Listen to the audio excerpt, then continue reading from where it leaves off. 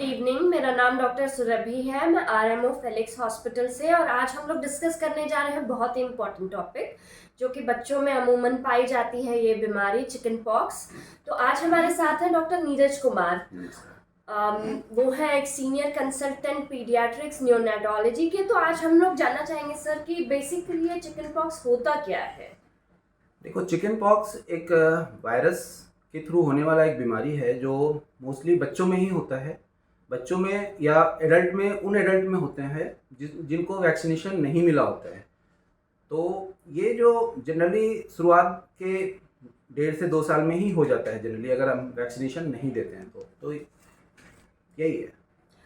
और सर अगर सिम्टम्स की बात करें तो सिम्टम्स तो अमूमन होते हैं कि ब्लिस्टर्स हो गया, यस। और उसके साथ फिर हाई ग्रेड फीवर। तो सिम्टम्स जो है इंक्यूबेशन पीरियड जिसको कहते हैं, जब रोग पनप रहा होता है बॉडी में, तो उससे ऑनसेट ऑफ सिम्टम्स क्या क्या चीजें होती हैं। देखो, इसके चिकन पॉक्स के सिम्टम के बारे में हम बात करते हैं तो काफ़ी वेग सा सिम्टम होता है। एंड ब्लिस्टर जो हमारा अपीयर होता है आफ्टर द इंक्यूबेशन पीरियड होता है। तो जब हमारा ब्लिस्टर डेवलप हो जाता है बॉडी पे, तो बच्चा ऑलरेडी पहले से इन्फेक्टेड होता है और उस समय वो बच्चा दूसरे को भी इन्फेक्ट करने के कैटेगरी में आ जाता है। तो ब्लिस्टर आने से पहले जो होता है, इसमें फीवर, फैटिक, जो नॉर्मल वायरल इन्फेक्शन में जो होते हैं कि फीवर, फैटिक, बॉडी एक, vomiting, lethargy, all these kind of symptoms होते हैं इसमें। एंड आफ्टर दैट ये इन सिम्टम के 2 दिन के बाद ब्लिस्टर्स बनते हैं, जो कि इनिशियली मैक्युलोपैपुलर रैश जिसे हम कहते हैं, कि स्किन से थोड़ा सा उठा हुआ रैश जो होता है वो होता है, जो अगले 2 से 3 दिन में उसमें फ्लूइड भर जाता है, पानी उसमें आ जाता है। एंड वो पानी फिर धीरे धीरे क्रस्ट के फॉर्म में हो जाता है। एंड इसका जो स्पेसिफिक चीज़ है कि ये क्रॉप में पाया जाता है, मतलब आप अंगूर के गुच्छे जैसा देखोगे तो उस टाइप का इसका जो होता है ब्लिस्टर्स होते हैं। तो ये इसका स्पेसिफिक है कि क्योंकि ये किसी नर्व रूट को इन्वॉल्व करता है, तो ये जनरली एक गुच्छे में पाया जाता है। और ये एक चीज़ और, इसको हम क्लिनिकली जो डिफ्रेंशिएट करने के लिए एक होता है कि एक ही पेशेंट में 3-4 तरह के लीजन मिलते हैं। तो कहीं पे वेसाइकल बनने के फॉर्म में होता है, कहीं पे उसमें वाटर फील्ड हो जाता है, कहीं पे मैक्युलोपैपुलर रैश होता है, और कोई क्रस्टेड फॉर्म में होता है। तो ये इसका पिकुलियर है कि different lesion in the same patient होता है। तो जब हमारे पास, जब बच्चे को ब्लिस्टर हो चुका होता है, तो उसके पहले बच्चा इन्फेक्टेड है और वो इन्फेक्ट कर सकता है दूसरों को, तो हमें ध्यान तभी देना है जब प्रोड्रोमल सिम्टम आने शुरू हो गए। तो ध्यान ये देना है इसमें कि उस समय हमें उसी समय बच्चे को दूसरे बच्चों से आइसोलेट करना है, ताकि किसी और को इन्फेक्ट ना कर दे। This is the most important thing, कि उसको स्कूल जाने से रोक देना है हमें। कोई और बच्चा है तो उसको हटा के रखना है। सर तो क्या चिकन पॉक्स अमूमन जिसको कहते हैं कि ये कम्युनिकेबल डिजीज है, तो ये अगर किसी बच्चे में होने वाला है तो वो स्प्रेड कैसे होता है।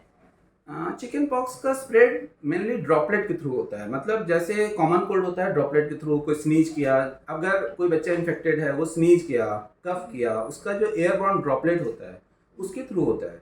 ये this is the most common form of contamination. Other form है कि जो ब्लिस्टर होते हैं उसमें जो फ्लूइड होता है, अगर उसके कांटेक्ट में कोई दूसरा पेशेंट, कोई दूसरा बच्चा आ रहा है तो उसको होने का चांस होगा। या फिर वो ब्लिस्टर का जो पानी निकलता है वो किसी क्लॉथ का कॉन्टामिनेशन हुआ, जिसको सॉइल्ड क्लॉथ कहते हैं, वो सॉइल्ड क्लॉथ के कांटेक्ट में कोई बच्चा आ रहा है या कोई पेशेंट आ रहा है तो उसको होने के चांस होते हैं। तो these all are the form of contamination. Alright sir, अगर हाइजीन की बात करें, अगर किसी बच्चे को चिकन पॉक्स हुआ हो तो उस केस में क्या हम लोग बात करवा सकते हैं बच्चे को, या स्पॉन्ज बात दे सकते हैं। ये बहुत इंपॉर्टेंट चीज़ है कि देखो, जब भी चिकन पॉक्स होता है, ये कॉन्टामिनेशन का बीमारी है, तो हमें इसमें बच्चे का हाइजीन को एकदम मेंटेन करना है।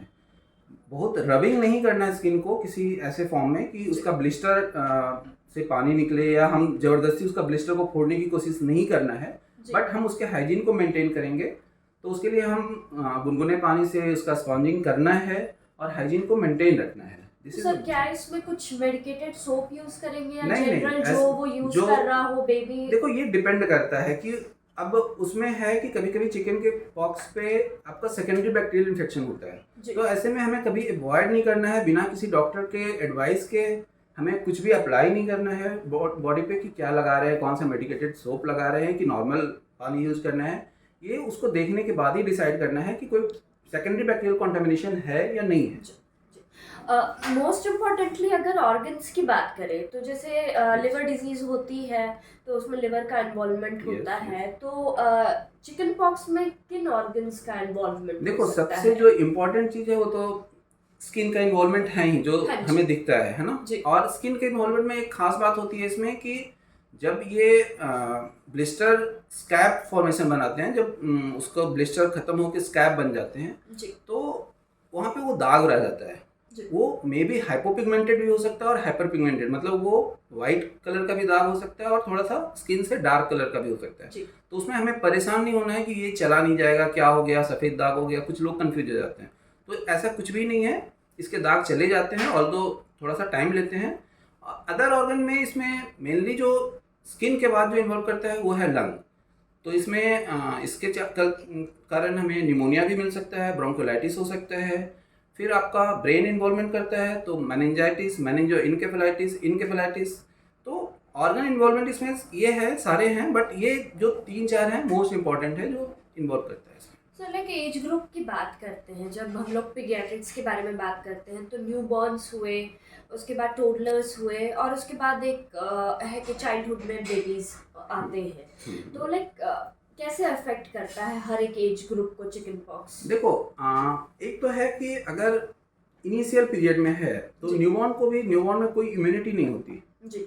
तो न्यूबॉर्न को चिकन पॉक्स इन्वॉल्व कर सकता है। अगर किसी हम कॉन्टामिनेटेड, अगर मदर कॉन्टामिनेटेड है, उस समय प्रेगनेंसी विद चिकन पॉक्स हुआ है एंड जब बेबी का डिलीवर हुआ है, स्पेशली वेजाइनल डिलीवरी हुआ है और उस समय हुआ है और ब्लिस्टर आने से 2 दिन पहले से ये इन्फेक्टेड हो जाती है मदर, तो अगर वो 2 दिन पहले कुछ ऐसा प्रोड्रोमल सिम्टम आया है या डिलीवरी के 2 दिन के बाद ब्लिस्टर आए हैं मदर को, इसका मतलब कि जब बेबी का बर्थ हुआ है तो मदर इन्फेक्टेड थी। So that kid can be A form of chicken pox. तो हमें उसको आइसोलेट करना होता है उन बच्चों को। तो न्यूबॉर्न तो स्पेशली होते ही हैं क्योंकि उनमें इम्यूनिटी नहीं होती। उसके बाद जो टॉडलर, जो उसके बाद के एज ग्रुप हैं, जैसे 1 साल के बाद, जैसे 15 मंथ में हम इसका वैक्सीनेशन देते हैं, तो वैक्सीनेशन के बाद चांसेस ऑफ इन्फेक्शन बहुत कम हो जाता है। तो इसलिए उस समय हम वैक्सीनेट करते हैं। तो ऑल्दो सारे एज ग्रुप हो सकता है, बट आफ्टर वैक्सीनेशन इसका काफ़ी अच्छा रोल है, तो उसके बाद थोड़ा रेट कम हो जाता है। क्या चिकन पॉक्स सिर्फ बच्चों में होता है? क्या इसके इंसिडेंस हायर है या फिर बड़ों में भी हो सकता है? देखो होता ये है कि अभी हमारे इंडियन गवर्नमेंट का इतना रिकमेंडेशन के बाद चिकन पॉक्स का वैक्सीन इतनी अवेलेबिलिटी हो गई है, हर जगह गवर्नमेंट में भी मिल रहा है, प्राइवेट हॉस्पिटल्स भी काफ़ी इसमें कंट्रीब्यूट कर रहे हैं, हर जगह वैक्सीनेशन हो रहा है इसका। तो आफ्टर वैक्सीनेशन ये मोस्टली आजकल बहुत कम हो गया है ना। बट अगर हम बात करें कि कोई अनवैक्सीनेटेड है, फिर भी इतना प्रोग्राम, इतना सब कुछ करने के बाद भी कोई नहीं लेता है वैक्सीन, तो मोस्टली ये 1 से 2 साल में हो जाता है बच्चों में, एक ना एक बार हो जाता है। बट ऐसा नहीं है कि वो बाद में नहीं हो सकता। अगर लेटर एज ग्रुप में होता है तो ये काफ़ी सीवियर और होता है। बट एक बात और है कि अगर बचपन में हो गया या वैक्सीनेटेड है और उसके बाद अगर सेकेंडरी बाद में दोबारा ये होता है तो हाँ, तो उसमें जो होता है तो जो उसका हमारा सीवियरिटी होता है वो काफ़ी कम होता है। तो ये एक अच्छी बात है। इसलिए हमारा रिकमेंडेशन ये होता है, गवर्नमेंट का रिकमेंडेशन ये है कि सारे बच्चों को वैक्सीन जरूर लगवाना है चिकन पॉक्स का। तो सर रिस्क फैक्टर्स के बारे में अगर बात करें चिकन पॉक्स के, तो एक तो सस्पेक्टेबल हो गए जो जिन्हें ऑलरेडी है, फिर प्रेग्नेंट लेडीज हैं, तो इनके अलावा और कौन से ग्रुप के पीपल? देखिए जो भी पेशेंट हैं, जो भी बच्चे हैं जहाँ हमारा इम्यूनिटी कॉम्प्रोमाइज्ड है, they are the high risk patient. जैसे कि प्रेग्नेंट वुमेन हो गई, न्यू बॉर्न हो गए, ठीक है, कोई पेशेंट जो है एंटी कैंसर ड्रग पे है, कोई पेशेंट जो है स्टेरॉयड पे है, हमारा जैसे नेफ्रोटिक सिंड्रोम का बच्चा हो गया, कोई किसी भी कारण से इम्यूनो कॉम्प्रोमाइज है, प्रोटीन एनर्जी माल न्यूट्रिशन का बच्चा है। तो these all are the risk factor जो हमारा जिसमें कि होने का ज़्यादा चांस होता है। तो इनको हमें प्रोटेक्ट करने की ज़्यादा ज़रूरत है।